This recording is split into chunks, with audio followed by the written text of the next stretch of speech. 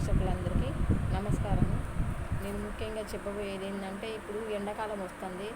ఎండాకాలం అనే కాదు, చాలామంది కుక్కల్ని సాదుకుంటారు. అది ముద్దు ముద్దుగా ఉన్నదని చిన్నప్పుడు మంచిగా సాదుకుంటారు. పెద్ద అయినాక దానికి ఒక్కటే ఒక ముద్ద పెడితే ఏం పోతుంది? మనం తినట్లేమా? మనం ఆకలి అయితే, ఎవరింటికి పోయిన ఆకలి అయితే ఏదో ఒకటి కొనుక్కుంటాం, తింటాం. కానీ కుక్కలు మాత్రం అడగలేవు కదా, మాకు పెట్టండి అని. ఎవరింటికన్నా ఆకలి ఆకలి అట్లా కూర్చుంటే దానికి కనీసం అర్థం చేసుకుని అన్నం కూడా పెట్టరు. ఎందుకు? మళ్ళీ వేరే వాళ్ళు ఏంటంటే కుక్కల్ని సాదుకుంటారు.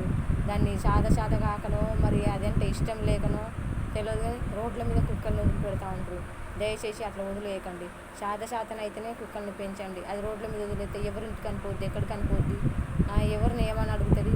ఎక్కడైనా ఏ కుక్క కనిపించినా సరే, మూగజీవి ఎక్కడ కనిపించినా సరే, దానికి ఒక 10 రూపాయల బాటిల్ కొని ఏదన్నా ఒకటి తినేది పెడితే అది ఎన్ని జన్మల పుణ్యమో తెలుసా. కుక్కలకు మించింది ఏది ఉండదు.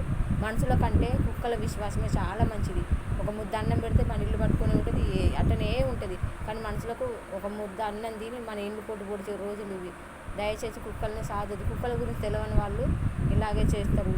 అందుకే సాదుకుంటే ఇంట్లోనే పెట్టుకోండి. దయచేసి రోడ్ల మీద అసలు వదలకండి ప్లీజ్ అండి. వాటి పాపం మూగజీవులు.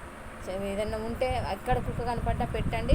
ప్లస్ ఇంట్లో ఉన్నా కూడా అది చనిపోయేదాకా మనమే సాదుకోవాలి, కానీ వదిలిపెట్టదు. ఆ కుక్కల బాధ ఏందో నాకు బాగా తెలుసు కాబట్టి చెప్తానండి. దయచేసి కుక్కల్ని సాది రోడ్ల మీద వదిలేయద్దు. ఆడది కదా అని వదిలేయద్దు.